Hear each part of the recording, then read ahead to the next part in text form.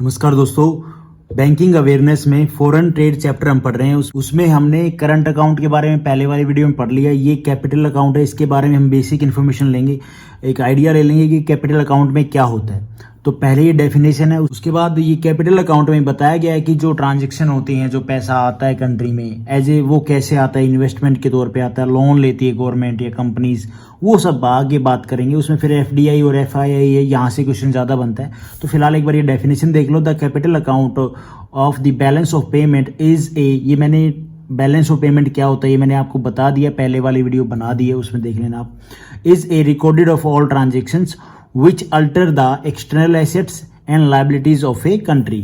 Main अब जो focus है कैपिटल अकाउंट में, वो हमारा जो मेन इंपॉर्टेंट है वो है इन्वेस्टमेंट। और इस इन्वेस्टमेंट में क्या है, एफडीआई और एफआईआई। उसके बाद सॉवरेन लोन, ये कमर्शियल लोन, ये तो एक दो लाइन का पार्ट है। इसमें मैं आपको सिंपल सी लैंग्वेज में बता दूंगा कि ये क्या होते हैं। फिलहाल आप देखो कि इन्वेस्टमेंट मतलब भी पैसा आएगा, इन्वेस्टमेंट होगी कंट्री में, ठीक है जी। एफडीआई क्या होती है, एफआईआई क्या होता है, फॉरेन डायरेक्ट इन्वेस्टमेंट, और एफआईआई फॉरेन इंस्टीट्यूशनल इन्वेस्टमेंट। तो हम थोड़ा और डिटेल में पढ़ें तो ऐसा है इस चीज़ को, इस इतने पार्ट को, कैपिटल अकाउंट में इन्वेस्टमेंट को। भाई इन्वेस्टमेंट में हम लिखें तो ऐसे लिख सकते हैं कि इन्वेस्टमेंट में हम वो लिखते हैं जो दूसरे देश के इन्वेस्टर आ रहे हैं, इन्वेस्टमेंट कर रहे हैं कहाँ पे, अपनी कंट्री में, ठीक है, पैसा ला रहे हैं, तो वो लिखा जाता है। वो जो भी भाई बाहर का इन्वेस्टर आके, कोई प्राइवेट कंपनी या फिर कोई दूसरी कंट्री खुद इन्वेस्ट कर रही है उस अपनी कंट्री में, तो जो भी ट्रांजैक्शन होती है, जो भी पैसा आ रहा है, उसमें बताया जाता है कि भाई इन्वेस्टमेंट किस तरह की है, भाई एफडीआई में है, एफआईआई है। अब ये पता चलता है कि भाई इन्वेस्टमेंट इस तरह की है, एफडीआई वाली है या एफआईआई वाली है, ठीक है जी। अब आपको माइंड में आएगा कि ये क्या होते हैं, एफडीआई क्या होता है, भाई किस तरह की इन्वेस्टमेंट होती है एफडीआई में, किस तरह की इन्वेस्टमेंट होती है एफआईआई में। सिंपल सी बात है, कोई भी बाहर की कंपनी आके अपने इंडिया में इन्वेस्ट कर रही है, कंपनी खोल रही है, प्रोडक्शन कर रही है, ठीक है, या कोई दूसरी कंट्री आके यहाँ पे किसी तरह की भाई कोई कंपनी ओपन की है, उसमें प्रोडक्शन हो रही है, ठीक है। तो अब कैसे पता चलेगा कि वो इन्वेस्टमेंट एफडीआई में है, वो इन्वेस्टमेंट जो कंट्री ने की है वो एफआईआई में है या एफडीआई में है, ये कैसे पता चलेगा? तो भैया ऐसा एक पैनल बैठाया गया, पैनल का नाम था अरविंद मायाराम जी। उस पैनल से कहा गया है कि भाई आप बताओ कि कौन सी इन्वेस्टमेंट भाई एफडीआई होगी और कौन सी इन्वेस्टमेंट एफआईआई होगी। इस पैनल ने बोला, मैं लिख देता हूँ, अरविंद माया राम। इस पैनल ने क्या बोला, कोई भी इन्वेस्टर, कोई भी कंपनी या कोई भी कंट्री आके अपनी कंट्री में इन्वेस्ट कर रहे हैं एज ए लॉन्ग टाइम, एक तो हो गया लॉन्ग टाइम, ठीक है जी।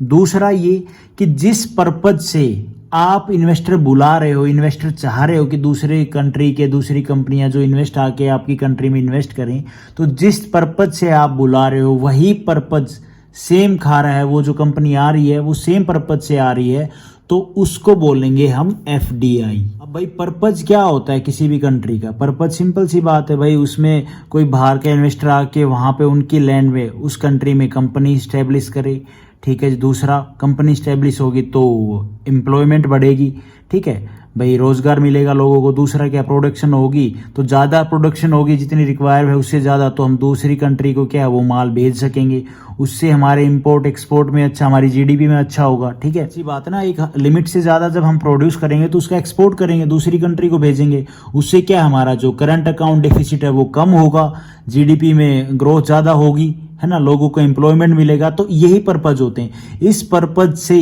अगर कोई इन्वेस्टर आके इन्वेस्ट कर रहा है, कंपनी स्टेब्लिश कर रहा है, और दूसरा पर्पज क्या, लॉन्ग टाइम के लिए, शॉर्ट टाइम के लिए नहीं कि 6 महीने या साल, नहीं, लॉन्ग टाइम के लिए इन्वेस्ट कर रहा है, तो वो जो इन्वेस्टर होगा वो आएगा हमारा एफडीआई में। सिंपल सी बात है, एम्प्लॉयमेंट जनरेट होगी अपनी कंपनी में। कोई आके इन्वेस्टर लंबे टाइम के लिए इन्वेस्ट कर रहा है तो एम्प्लॉयमेंट जनरेट होगी, उन लोगों के पास पैसा आएगा जो भी एम्प्लॉय हैं, तो वो क्या है, टैक्स भी देंगे। टैक्स देंगे तो क्या है, वो हमारे देश की ग्रोथ के लिए तो काम आएगा ना। जीडीपी में क्या है भाई, पैसा जाएगा तो क्या है, देश की ग्रोथ होगी, जीडीपी अच्छी होगी हमारी। तो ये चीज़ है। होप आपको ये एफडीआई वाला जो इन्वेस्टमेंट में है, एफडीआई समझ में आ गया होगा, बेसिक सा। ये तो बात होगी एफडीआई की इन्वेस्टमेंट में, ठीक है जी। जब कोई भी इन्वेस्टर आके इन्वेस्ट करता है एफडीआई के थ्रू, तो ये मैंने आपको बता दिया एफडीआई में क्या होता है, ठीक है जी। अब बात ये होती है कि दूसरी कंट्री का कोई इन्वेस्टर क्यों आके अपनी कंट्री में इन्वेस्ट करेगा, उसको क्या फ़ायदा, वो अपनी कंट्री में इन्वेस्ट कर लेगा। देखो जी, एक तो चीज़ होती है, एक तो भाई जहाँ पॉपुलेशन ज़्यादा होती है वहाँ डिमांड ज़्यादा होती है, ठीक है। तो बाहर के जो इन्वेस्टर हैं वो देखते हैं कि कहाँ हमें प्रॉफिट ज़्यादा होगा, ज़रूरी नहीं है कि वो उनकी कंट्री में लगाएं, ये उनके साइड की बात होती है। लेकिन अपनी कंट्री कैसे इन्वेस्टर्स को अट्रैक्ट करेगी, तो भैया हमारी गवर्नमेंट क्या बोलती है कि भाई जो भी इन्वेस्टर आना चाहते हैं आए, हम उनको छूट देंगे। छूट किस में देंगे भाई, मान लो मैं कोई बाहर कंट्री में रहता हूँ, मैं आके यहाँ पे इंडिया में कोई कंपनी लगाना चाहता हूँ, तो गवर्नमेंट मुझे बोलेगी कि भाई आपके लिए भाई जो पॉलिसी है उसके हिसाब से जो रूल्स हैं, भाई आप जो लैंड एक्वायर करोगे, जहाँ अपनी कंपनी स्टैब्लिश करोगे, वहाँ पे जो टैक्स है वो कम लगेगा। दूसरा, जो भी परमिशन लेनी होती है आप अपनी कंपनी स्टैब्लिश करने के लिए, जो रूल्स हैं हमारी कंट्री में, तो वो भैया इजी हो जाएंगे, कम हो जाएंगे। तो ऐसे ऐसे छूट कह लो, ठीक है, कंट्री इन्वेस्टर्स को बुलाने के लिए ऐसे ऐसे स्कीम, ऐसे ऐसे ऑफर देती है, पर छूट देती है। और तब इन्वेस्टर को लगेगा कि यहाँ इन्वेस्ट करना, कंपनी खोलना प्रॉफिट में है, आसान है, जब वो अपने देश में आएंगे। जो ये ज़मीन का टुकड़ा जिस पे वो इन्वेस्ट करेंगे, जिस पे अपनी कंपनी स्टैब्लिश करेंगे, इस ज़मीन के टुकड़े को हम क्या कहते हैं, सेज। सेज की फुल फॉर्म क्या है, स्पेशल इकोनॉमिक जोन। ये जो सेज है, स्पेशल इकोनॉमिक जोन, इसका एक एक्ट पास हुआ था जिसमें इसको कानूनी तौर से बहुत सारे अधिकार दे दिए गए थे। ये जो सेज है, ये ऐसा एरिया होता है, यूं कह लो, या ऐसा जोन होता है जहां दूसरी कंपनी के इन्वेस्टर आके इन्वेस्ट करते हैं और उनके टैक्स का जो नियम कानून है वो भी कम लगता है। बाद एक और इम्पोर्टेंट पॉइंट है एफडीआई में, भाई एक कंडीशन रखी गई कि भी जो भी इन्वेस्टर आके यहाँ पे इंडिया में इन्वेस्ट कर रहा है, कंपनी स्टैब्लिश कर रहा है, तो उसका जो इन्वेस्टमेंट है, उसका जो निवेश होगा वो 10% से ज़्यादा होगा। कंपनी में जो शेयर है इन्वेस्टर का, वो जो भी कंपनी बाहर के आके इन्वेस्ट कर रही है, तो यहाँ पे आके जो कंपनी में पैसा लगा रहे हैं, भाई कंपनी स्टैब्लिश कर रहे हैं, इन्वेस्ट कर रहे हैं, तो उसमें उसका 10% से ज़्यादा शेयर होगा। यूं कह लो, सिंपल सी बात में ऐसा होता है ना भाई, मान लो कोई कंपनी इंडिया में आके इन्वेस्ट कर रही है, तो वो क्या है, वो अपने शेयर बेचती कि भाई यहाँ पे मैं अपनी ये कंपनी स्टैब्लिश कर रहा हूँ, जो भी इन्वेस्ट करना चाहता है वो निवेश कर दे। तो यहाँ पे बोला गया एफडीआई में कि भैया जो भी कंपनी, जो भी इन्वेस्टर आके निवेश कर रहा है, तो उसका 10% से ज़्यादा शेयर होना ही चाहिए। तो बात होगी एफडीआई की। अब आती है एफआईआई की। इसमें क्या कंडीशन है, क्या गवर्नमेंट कहती है, ये क्या चीज़ होती है, इसमें कैसे काम, भाई कैसे इन्वेस्टमेंट आती हैं इसके थ्रू। तो एफआईआई क्या है, फॉरेन इंस्टीट्यूशनल इन्वेस्टमेंट है। भाई ये जो एफआईआई वाले इन्वेस्टर होते हैं, ये निवेश करते हैं, ये इन्वेस्ट करते हैं शेयर एंड स्टॉक्स में, जहां उनको प्रॉफिट दिखता है वहां ये पैसा लगाते हैं। मान लो किसी भी इन्वेस्टर ने किसी स्टॉक में, इंडिया के भाई किसी भी फील्ड में पैसा लगा रखा है, ठीक है, उसने पैसा लगाया, उसको लगा ये डूबेगा, आगे इतना ग्रो नहीं करेगा, उसको गलत लगता है, तो वो अपने क्या है, अपने शेयर बेच सकता है, ठीक है, वो पैसे निकाल लेता है अपना। तो ये जो एफआईआई वाले इन्वेस्टर होते हैं, कंपनीज में पैसा लगाते हैं शॉर्ट टर्म के लिए। सिंपल सी बात, ये लॉन्ग टर्म के लिए, मैं लिख देता हूँ भाई लॉन्ग टर्म, और ये हमारा शॉर्ट टर्म के लिए। इसमें पैसा लगता है क्या, स्टॉक में, ठीक है, शेयर्स में। इसमें क्या है, कोई भी कंपनी आके कोई बाहर की कंपनी, बाहर का इन्वेस्टर आके निवेश करता है, कंपनी स्टैब्लिश करता है, रोजगार बढ़ता है, ठीक है। ये जो एफआईआई है, फॉरेन इंस्टीट्यूशनल इन्वेस्टमेंट, इनके ऊपर एक पाबंदी है कि इनका जो भी निवेश होगा, इन्वेस्ट होगा, वो हमेशा कम हो 10% से। ये कंडीशन इसमें 10% से कम, ठीक है, और इसमें मोर देन, कंपनी का जो शेयर होगा वो होगा मोर देन 10%, इसमें कम होगा। तो ये बात, दोनों में डिफरेंस आपको समझ में आ गया होगा। सिंपल सा है, एफडीआई में जो पैसा आता है, इन्वेस्ट आता है कंट्री में, वो आपको पता चल गया कंपनी में, उसमें कंपनी के जो भी बाहर का इन्वेस्टर आके निवेश करेगा उसका 10% से ज़्यादा शेयर होगा, हिस्सा होगा। दूसरा लॉन्ग टर्म के लिए होता है। एफआईआई क्या है, ये शॉर्ट टर्म के लिए होता है। इसमें क्या 10% से कम निवेश होता है, जो भी इन्वेस्टर आके निवेश करते हैं किसी भी स्टॉक में, किसी भी शेयर में। तो ये बात होगी एफआईआई और एफडीआई में। जो इन्वेस्टमेंट होती है, इसको कंट्रोल करना होता है, देखना होता है कि बंदा हमारे देश में आके कितना निवेश कर सकता है, कैसे निवेश कर सकता है। इन सब को देखने के लिए पहले एक बॉडी थी, जो बाहर के इन्वेस्टर आ रहे हैं और जो 4,000 करोड़ से या 4,000 करोड़ से ज़्यादा का निवेश कर रहे हैं, कंपनी इस्टेब्लिश कर रहे हैं, तो उनको देखने के लिए एक बॉडी बनाई गई थी जिसका नाम क्या था, FIPB।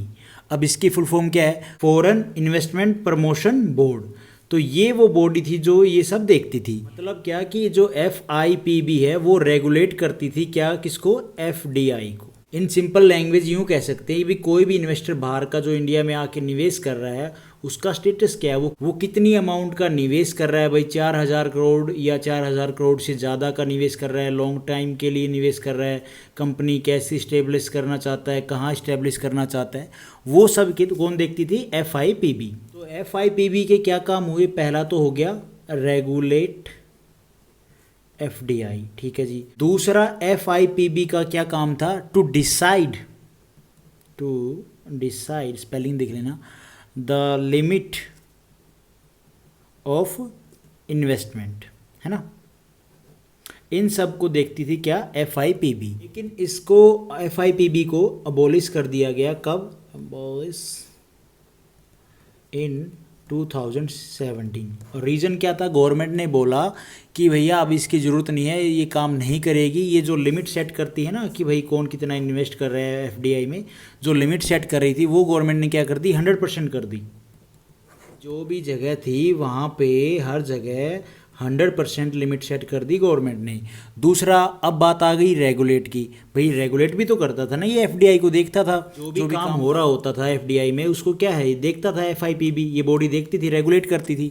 तो इसकी जगह सरकार क्या लेके आई, एक नई बॉडी लेके आई जिसका नाम क्या था, department for promotion of industry and industrial trade. जो भी कंट्रोल FDI का है वो कौन देख रहा है, ये बॉडी देख रही है, department for promotion of industry and industrial trade. तो ये सारी चीज़ें ये किसके अंडर में आती हैं, ये आती हैं इकोनॉमिक अफेयर सेक्रेटरी के अंडर, ठीक है। स्पेलिंग देख लेना यार, मैं लिख देता, वैसे चलो लिख ही देता हूँ के अंडर। ये जो सारे काम है ये किसके अंडर में आती हैं, ये जो बॉडी है किसके अंडर में आती है, इकोनॉमिक अफेयर सेक्रेटरी के अंडर। उसके बाद क्या है, FDI के कैसे बढ़ाया जाए, FDI को कैसे, भाई जो भी इन्वेस्टमेंट है कैसे इन्वेस्टर्स को अट्रैक्ट किया जाए, कैसे कंट्री में लाया जाए। तो गवर्नमेंट क्या करती है, स्कीम लेके आती है। जैसे गुजरात में गिफ्ट सिटी है, वहाँ पे क्या है, इन्वेस्टर्स को बुलाया जाता है। और अनदर जो है वो है अपना क्या, मेक इन इंडिया स्कीम के अंदर, भाई एक मिनट यार पेन भी ख़राब हो जाता है। मेक इन इंडिया स्कीम के अंदर क्या किया, स्कीम में गवर्नमेंट क्या करती है, यही तो काम करती है, इन्वेस्टर्स को बुलाती है कि आप आके इंडिया में इन्वेस्ट करें, ठीक है, यहाँ पे प्रोडक्शन स्टार्ट करें, यहाँ पे मैन्युफैक्चरिंग स्टार्ट करें। तो ऐसी जो स्कीम्स हैं वो गवर्नमेंट लेके आती रहती है, जो ईजी हो इन्वेस्टर्स के लिए इन्वेस्ट करना इंडिया में, ताकि इंडिया की ग्रोथ हो, GDP बढ़े, ठीक है, एम्प्लॉयमेंट जनरेट हो।